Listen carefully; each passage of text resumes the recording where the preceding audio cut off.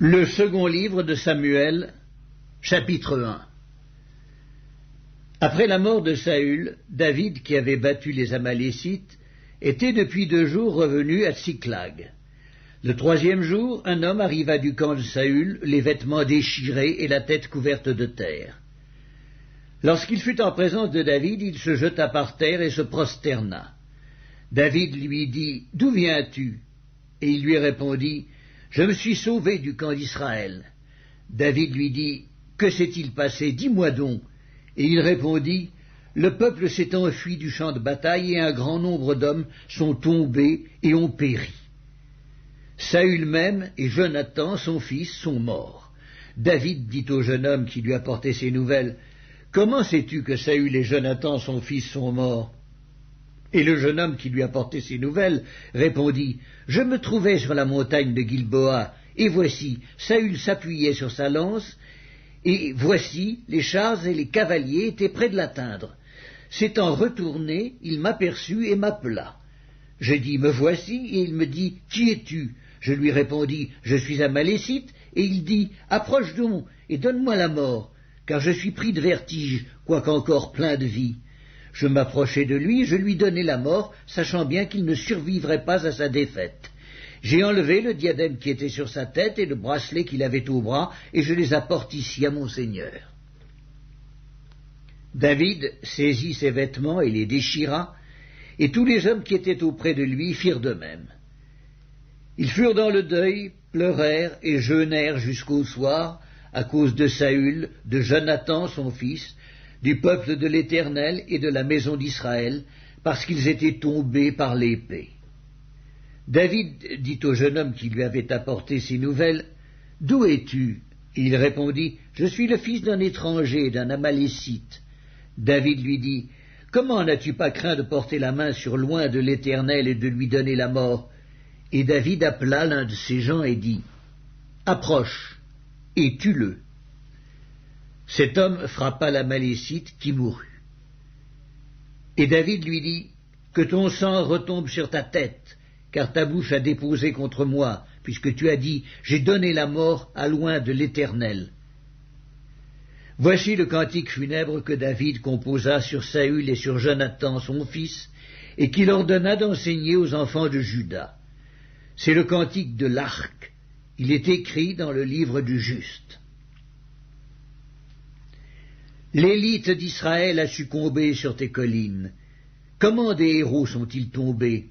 Ne l'annoncez point dans Gath, n'en publiez pas la nouvelle dans les rues d'Ascalon, de peur que les filles des Philistins ne se réjouissent, de peur que les filles des incirconcis ne triomphent.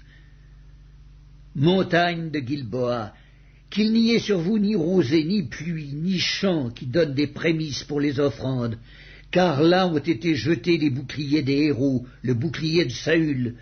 L'huile a cessé de les joindre. Devant le sang des blessés, devant la graisse des plus vaillants, l'arc de Jonathan n'a jamais reculé, et l'épée de Saül ne retournait point à vide. Saül et Jonathan, aimables et chéris pendant leur vie, n'ont point été séparés dans leur mort. Ils étaient plus légers que les aigles, ils étaient plus forts que les lions. Filles d'Israël, pleurez sur Saül, qui vous revêtait magnifiquement de cramoisis, qui mettait des ornements d'or sur vos habits. Comment des héros sont-ils tombés au milieu du combat? Comment Jonathan a-t-il succombé sur tes collines? Je suis dans la douleur à cause de toi, Jonathan, mon frère. Tu faisais tout mon plaisir, ton amour pour moi était admirable, au-dessus de l'amour des femmes. Comment des héros sont-ils tombés? Comment leurs armes se sont-elles perdues? Le second livre de Samuel, chapitre 2. Après cela, David consulta l'Éternel en disant, « Monterai-je dans une des villes de Juda ?» L'Éternel lui répondit, « Monte. » David dit, « Où monterai-je » Et l'Éternel répondit, « À Hébron. » David y monta avec ses 2 femmes, Akinoam de Jizréel et Abigaïl de Carmel, femme de Nabal. David fit aussi monter les gens qui étaient auprès de lui, chacun avec sa maison, et ils habitèrent dans les villes d'Hébron. Les hommes de Juda vinrent, et là ils joignirent David pour roi sur la maison de Juda. On informa David que c'étaient les gens de Jabès en Galade qui avaient enterré Saül. David envoya des messagers aux gens de Jabès en Galade pour leur dire « Soyez bénis de l'Éternel, puisque vous avez ainsi montré de la bienveillance envers Saül, votre maître, et que vous l'avez enterré. Et maintenant que l'Éternel use envers vous de bonté et de fidélité, moi aussi je vous ferai du bien parce que vous avez agi de la sorte. Que vos mains se fortifient et soyez de vaillants hommes, car votre maître Saül est mort et c'est moi que la maison de Juda a oint pour roi sur elle. » Cependant Abner, fils de Ner, chef de l'armée de Saül, prit Ish-Boshet, fils de Saül, et le fit passer à Mahanaïm. Il l'établit roi sur Galaad, sur les Géshuriens, sur Jisraël, sur Éphraïm, sur Benjamin, sur tout Israël. Ish-Boshet, fils de Saül, était âgé de 40 ans lorsqu'il devint roi d'Israël, et il régna 2 ans. Il n'y eut que la maison de Juda qui resta attachée à David. Le temps pendant lequel David régna à Hébron sur la maison de Juda fut de 7 ans et 6 mois. Abner, fils de Ner, et les gens d'Ish-Boshet, fils de Saül, sortirent de Mahanaïm pour marcher sur Gabaon. Joab, fils de Tseruja, et les gens de David se mirent aussi en marche. Ils se rencontrèrent près de l'étang de Gabaon, et ils s'arrêtèrent les uns en deçà de l'étang, et les autres au-delà. Abner dit à Joab, « Que ces jeunes gens se lèvent et qu'ils se battent devant nous. » Joab répondit, « Qu'ils se lèvent. » Ils se levèrent et s'avancèrent en nombre égal, 12 pour Benjamin et pour Ish-Boshet, fils de Saül, et 12 des gens de David. Chacun saisissant son adversaire par la tête, lui enfonça son épée dans le flanc, et ils tombèrent tous ensemble. Et l'on donna à ce lieu, qui est près de Gabaon, le nom de Helkat-Hatsurim. Il y eut en ce jour un combat très rude, dans lequel Abner et les hommes d'Israël furent battus par les gens de David. Là se trouvaient les 3 fils de Tseruja, Joab, Abiskaï et Asaël. Asaël avait les pieds légers comme une gazelle des champs. Il poursuivit Abner sans se détourner de lui pour aller à droite ou à gauche. Abner regarda derrière lui et dit « Est-ce toi, Asaël ?» Et il répondit « C'est moi. » Abner lui dit « Tire à droite ou à gauche, saisis-toi de l'un de ces jeunes gens et prends sa dépouille. » Mais Asaël ne voulut point se détourner de lui. Abner dit encore à Asaël, « Détourne-toi de moi, pourquoi te frapperais-je et t'abattrais-je en terre? Comment ensuite lèverais-je le visage devant ton frère Joab ?» Et Asaël refusa de se détourner. Sur quoi Abner le frappa au ventre avec l'extrémité inférieure de sa lance, et la lance sortit par derrière. Il tomba et mourut sur place. Tous ceux qui arrivaient au lieu où Asaël était mort s'y arrêtaient. Joab et Abiskaï poursuivirent Abner, et le soleil se couchait quand ils arrivèrent au coteau d'Amma, qui est en face de Giac, sur le chemin du désert de Gabaon. Les fils de Benjamin se rallièrent à la suite d'Abner et formèrent un corps, et ils s'arrêtèrent au sommet d'une colline. Abner appela Joab et dit « L'épée dévorera-t-elle toujours? Ne sais-tu pas qu'il y aura de l'amertume à la fin? Jusque à quand tarderas-tu à dire au peuple de ne plus poursuivre ses frères ?» Joab répondit « Dieu est vivant, si tu m'eusses parlé, le peuple n'aurait pas cessé avant le matin de poursuivre ses frères. » Et Joab sonna de la trompette, et tout le peuple s'arrêta. Ils ne poursuivirent plus Israël, et ils ne continuèrent pas à se battre. Abner et ses gens marchèrent toute la nuit dans la plaine. Ils passèrent le Jourdain, traversèrent en entier le Bitron, et arrivèrent à Mahanaïm. Joab revint de la poursuite d'Abner, et rassembla tout le peuple. Il manquait 19 hommes des gens de David et Asaël. Mais les gens de David avaient frappé à mort 360 hommes parmi ceux de Benjamin et d'Abner. Ils emportèrent Asaël et l'enterrèrent dans le sépulcre de son père à Bethléem. Joab et ses gens marchèrent toute la nuit, et le jour paraissait quand ils furent à Hébron. Le second livre de Samuel, chapitre 3. La guerre dura longtemps entre la maison de Saül et la maison de David. David devenait de plus en plus fort, et la maison de Saül allait en s'affaiblissant. Il naquit à David des fils à Hébron. Son premier-né fut Amnon d'Akinoam de Jizréel. Le second, Kiléab d'Abigaïl de Carmel, femme de Nabal. Le troisième, Absalom, fils de Maaka, fille de Talmaï, roi de Géshur. Le quatrième, Adonijah, fils de Haggith. Le cinquième, Shephatia, fils d'Abital. Et le sixième, Jitréam d'Égla, femme de David. Ce sont là ceux qui naquirent à David à Hébron. Pendant la guerre entre la maison de Saül et la maison de David, Abner tint ferme pour la maison de Saül. Or Saül avait eu une concubine nommée Ritzpa, fille d'Aja. Et Ishboshet dit à Abner, « Pourquoi es-tu venu vers la concubine de mon père ?»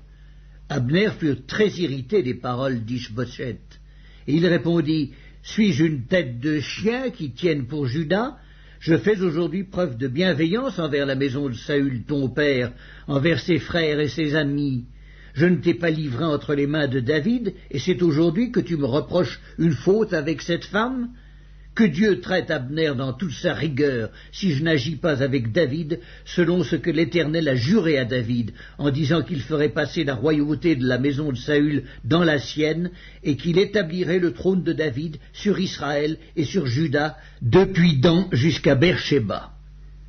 Ishboshet n'osa pas répliquer un seul mot à Abner parce qu'il le craignait. Abner envoya des messagers à David pour lui dire de sa part, « À qui est le pays ?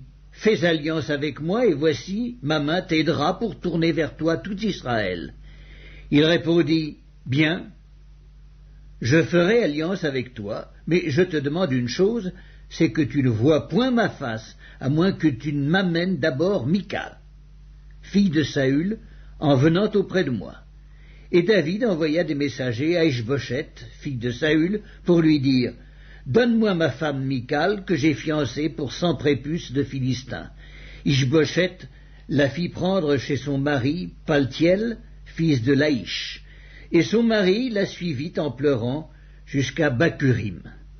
Alors Abner lui dit, « Va, retourne-t'en. » Et il s'en retourna. Abner eut un entretien avec les anciens d'Israël et il leur dit, « Vous désiriez autrefois avoir David pour roi. Établissez-le maintenant, car l'Éternel a dit de lui, « C'est par David, mon serviteur, que je délivrerai mon peuple d'Israël de la main des Philistins et de la main de tous ses ennemis. » Abner parla aussi à Benjamin, et il alla rapporter aux oreilles de David à Hébron ce qu'avait résolu Israël et toute la maison de Benjamin. Il arriva auprès de David à Hébron, accompagné de 20 hommes, et David fit un festin à Abner et à ceux qui étaient avec lui. Abner dit à David, « Je me lèverai et je partirai pour rassembler tout Israël vers mon seigneur le roi. Ils feront alliance avec toi, et tu régneras entièrement selon ton désir. » David renvoya Abner, qui s'en alla en paix. Voici, Joab et les gens de David revinrent d'une excursion, et amenèrent avec eux un grand butin. Abner n'était plus auprès de David à Hébron, car David l'avait renvoyé, et il s'en était allé en paix. Lorsque Joab et toute sa troupe arrivèrent, on fit à Joab ce rapport. Abner, fils de Ner, est venu auprès du roi, qui l'a renvoyé, et il s'en est allé en paix. Joab se rendit chez le roi et dit, « Qu'as-tu fait ? Voici, Abner est venu vers toi. Pourquoi l'as-tu renvoyé et laissé partir ? Tu connais Abner, fils de Ner, c'est pour te tromper qu'il est venu, pour épier tes démarches, et pour savoir tout ce que tu fais. » Et Joab, après avoir quitté David, envoya sur les traces d'Abner des messagers qui le ramenèrent depuis la citerne de Sira. David n'en savait rien. Lorsqu'Abner fut de retour à Hébron, Joab le tira à l'écart au milieu de la porte, comme pour lui parler en secret, et là il le frappa au ventre et le tua. pour venger la mort d'Asaël son frère. David la prit ensuite et il dit, « Je suis à jamais innocent devant l'Éternel du sang d'Abner, fils de Ner, et mon royaume l'est aussi. Que ce sang retombe sur Joab et sur toute la maison de son père. Qu'il y ait toujours quelqu'un dans la maison de Joab qui soit atteint d'un flux ou de la lèpre, ou qui s'appuie sur un bâton, ou qui tombe par l'épée, ou qui manque de pain. » Ainsi Joab et Abiscaï, son frère, tuèrent Abner parce qu'il avait donné la mort à Asaël, leur frère, à Gabaon, dans la bataille. David dit à Joab et à tout le peuple qui était avec lui, « Déchirez vos vêtements, saignez-vous de sacs et pleurez devant Abner. » Et le roi David marcha derrière le cercueil. On enterra Abner à Hébron. Le roi éleva la voix et pleura sur le sépulcre d'Abner, et tout le peuple pleura. Le roi fit une complainte sur Abner et dit, « Abner devait-il mourir comme meurt un criminel? Tu n'avais ni les mains liées, ni les pieds dans les chaînes. Tu es tombé comme on tombe devant des méchants. » Et tout le peuple pleura de nouveau sur Abner. Tout le peuple s'approcha de David pour lui faire prendre quelque nourriture pendant qu'il était encore jour. Mais David jura en disant, « Que Dieu me traite dans toute sa rigueur si je goûte du pain ou quoi que ce soit avant le coucher du soleil. » Cela fut connu et approuvé de tout le peuple, qui trouva bon tout ce qu'avait fait le roi. Tout le peuple et tout Israël comprirent en ce jour que ce n'était pas par ordre du roi qu'Abner, fils de Ner, avait été tué. Le roi dit à ses serviteurs, « Ne savez-vous pas qu'un chef, qu'un grand homme est tombé aujourd'hui en Israël? Je suis encore faible, quoique j'ai reçu l'onction royale, et ces gens, les fils de Tséruja, sont trop puissants pour moi. Que l'Éternel rende selon sa méchanceté à celui qui fait le mal. » Le second livre de Samuel, chapitre 4. Lorsque le fils de Saül apprit qu'Abner était mort à Hébron, ses mains restèrent sans force, et tout Israël fut dans l'épouvante. Le fils de Saül avait 2 chefs de bande, dont l'un s'appelait Baana et l'autre Récab. Ils étaient fils de Rimmon, de Béhéroth, d'entre les fils de Benjamin, car Béhéroth était regardé comme faisant partie de Benjamin, et les Béérothiens s'étaient enfuis à Githaïm, où ils ont habité jusqu'à ce jour. Jonathan, fils de Saül, avait un fils perclus des pieds et âgé de 5 ans, lorsqu'arriva de Jizréel la nouvelle de la mort de Saül et de Jonathan. Sa nourrice le prit et s'enfuit, et comme elle précipitait sa fuite, il tomba et resta boiteux. Son nom était Méphibosheth. Or les fils de Rimmon de Béhéroth, Récab et Baana, se rendirent pendant la chaleur du jour à la maison d'Ishbosheth, qui était couché pour son repos de midi. Ils pénétrèrent jusqu'au milieu de la maison comme pour prendre du froment, et ils le frappèrent au ventre. Puis Récab et Baana, son frère, se sauvèrent. Ils entrèrent donc dans la maison pendant qu'il reposait sur son lit dans sa chambre à coucher. Ils le frappèrent et le firent mourir, et ils lui coupèrent la tête. Ils prirent sa tête et ils marchèrent toute la nuit au travers de la plaine. Ils apportèrent la tête d'Ishbosheth à David dans Hébron, et ils dirent au roi, « Voici la tête d'Ishbosheth, fils de Saül, ton ennemi, qui en voulait à ta vie. L'Éternel venge aujourd'hui le roi, mon seigneur, de Saül et de sa race. » David répondit à Récab et à Baana, son frère, fils de Rimmon et de Béhéroth, « L'Éternel qui m'a délivré de tout péril est vivant, celui qui est venu me dire, « Voici, Saül est mort », et qui croyait m'annoncer une bonne nouvelle, je l'ai fait saisir et tuer à Tsiklag pour lui donner le salaire de son message. Et quand des méchants ont assassiné un homme juste dans sa maison et sur sa couche, combien plus ne redemanderai-je pas son sang de vos mains et ne vous exterminerai-je pas de la terre? Et David ordonna à ses gens de les tuer. Ils leur coupèrent les mains et les pieds et les pendirent au bord de l'étang d'Hébron. Ils prirent ensuite la tête d'Ishbosheth et l'enterrèrent dans le sépulcre d'Abner à Hébron. Le second livre de Samuel, chapitre 5. Toutes les tribus d'Israël vinrent auprès de David à Hébron et dirent: Voici, nous sommes tes os et ta chair. Autrefois déjà, lorsque Saül était notre roi, c'était toi qui conduisais et qui ramenais Israël. L'Éternel t'a dit: Tu paîtras mon peuple d'Israël, et tu seras le chef d'Israël. Ainsi tous les anciens d'Israël vinrent auprès du roi à Hébron, et le roi David fit alliance avec eux à Hébron devant l'Éternel. Ils joignirent David pour roi sur Israël. David était âgé de 30 ans lorsqu'il devint roi, et il régna 40 ans. À Hébron, il régna sur Juda 7 ans et 6 mois, et à Jérusalem il régna 33 ans sur tout Israël et Juda. Le roi marcha avec ses gens sur Jérusalem contre les Jébusiens, habitants du pays. Ils dirent à David: Tu n'entreras point ici, car les aveugles même et les boiteux te repousseront. Ce qui voulait dire: David n'entrera point ici. Mais David s'empara de la forteresse de Sion. C'est la cité de David.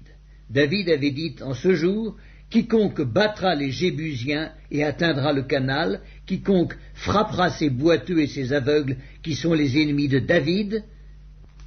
C'est pourquoi l'on dit: L'aveugle et le boiteux n'entreront point dans la maison. David s'établit dans la forteresse qu'il appela Cité de David. Il fit de tous côtés des constructions, en dehors et en dedans de Millo. David devenait de plus en plus grand, et l'Éternel, le Dieu des armées, était avec lui. Hiram, roi de Tyr, envoya des messagers à David, et du bois de cèdre, et des charpentiers, et des tailleurs de pierre, qui bâtirent une maison pour David. David reconnut que l'Éternel l'affermissait comme roi d'Israël, et qu'il élevait son royaume à cause de son peuple d'Israël. David prit encore des concubines et des femmes de Jérusalem, après qu'il fut venu d'Hébron, et il lui naquit encore des fils et des filles. Voici les noms de ceux qui lui naquirent à Jérusalem: Shammua, Shobab, Nathan, Salomon, Jibhar, Elishua, Népheg, Japhia, Elishama, Eliada et Éliphélet. Les Philistins apprirent qu'on avait oint David pour roi sur Israël, et ils montèrent tous à sa recherche. David, qui en fut informé, descendit à la forteresse. Les Philistins arrivèrent et se répandirent dans la vallée de Réphaïm. David consulta l'Éternel en disant: Monterai-je contre les Philistins? Les livreras-tu entre mes mains? Et l'Éternel dit à David: Monte, car je livrerai les Philistins entre tes mains. David vint à Baal-Pératsim, où il les battit. Puis il dit: L'Éternel a dispersé mes ennemis devant moi, comme des eaux qui s'écoulent. C'est pourquoi l'on a donné à ce lieu le nom de Baal-Pératsim. Ils laissèrent là leurs idoles, et David et ses gens les emportèrent. Les Philistins montèrent de nouveau et se répandirent dans la vallée de Réphaïm. David consulta l'Éternel, et l'Éternel dit: Tu ne monteras pas, tourne-les par derrière, et tu arriveras sur eux vis-à-vis des mûriers. Quand tu entendras un bruit de pas dans les cimes des mûriers, alors hâte-toi, car c'est l'Éternel qui marche devant toi pour battre l'armée des Philistins. David fit ce que l'Éternel lui avait ordonné, et il battit les Philistins depuis Géba jusqu'à Gézer. Le second livre de Samuel, chapitre 6. David rassembla encore toute l'élite d'Israël au nombre de 30 000 hommes. Et David, avec tout le peuple qui était auprès de lui, se mit en marche depuis Baal et Juda pour faire monter de là l'arche de Dieu, devant laquelle est invoqué le nom de l'Éternel des armées, qui réside entre les chérubins au-dessus de l'arche. Ils mirent sur un char neuf l'arche de Dieu et l'emportèrent de la maison d'Abinadab sur la colline. Uzza et Achjo, fils d'Abinadab, conduisaient le char neuf. Ils l'emportèrent donc de la maison d'Abinadab sur la colline. Uzza marchait à côté de l'arche de Dieu, et Achjo allait devant l'arche.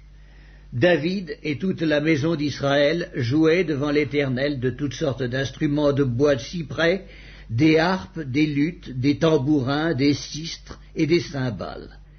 Lorsqu'ils furent arrivés à l'ère de Nakon, Uzza étendit la main vers l'arche de Dieu et la saisit parce que les bœufs la faisaient pencher.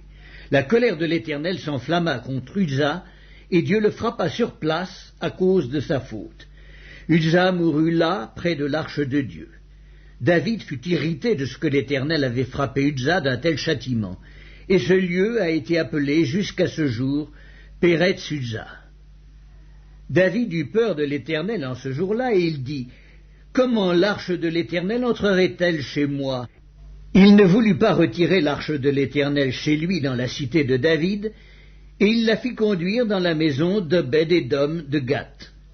L'arche de l'Éternel resta 3 mois dans la maison d'Obed-Édom de Gath, et l'Éternel bénit Obed-Édom et toute sa maison.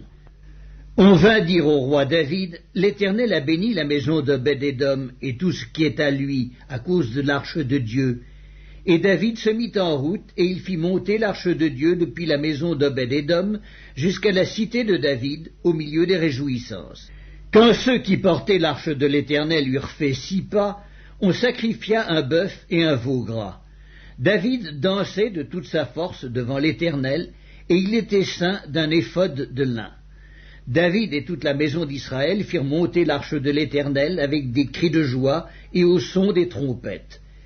Comme l'arche de l'Éternel entrait dans la cité de David, Michal, fille de Saül, regardait par la fenêtre, et voyant le roi David sauter et danser devant l'Éternel, elle le méprisa dans son cœur. Après qu'on eut amené l'arche de l'Éternel, on la mit à sa place au milieu de la tente que David avait dressée pour elle. Et David offrit devant l'Éternel des holocaustes et des sacrifices d'action de grâce. Quand David eut achevé d'offrir les holocaustes et les sacrifices d'action de grâce, il bénit le peuple au nom de l'Éternel des armées. Puis il distribua à tout le peuple, à toute la multitude d'Israël, hommes et femmes, à chacun un pain, une portion de viande et un gâteau de raisin. Et tout le peuple s'en alla, chacun dans sa maison. David s'en retourna pour bénir sa maison, et Michal, fille de Saül, sortit à sa rencontre. Elle dit « Quel honneur aujourd'hui pour le roi d'Israël de s'être découvert aux yeux des servantes de ses serviteurs, comme se découvrirait un homme de rien. » David répondit à Michal « C'est devant l'Éternel qui m'a choisi de préférence à ton père et à toute sa maison pour m'établir chef sur le peuple de l'Éternel, sur Israël. C'est devant l'Éternel que j'ai dansé. Je veux paraître encore plus vil que cela et m'abaisser à mes propres yeux. Néanmoins, je serai en honneur auprès des servantes dont tu parles. » Or Michal, fille de Saül, n'eut point d'enfant jusqu'au jour de sa mort.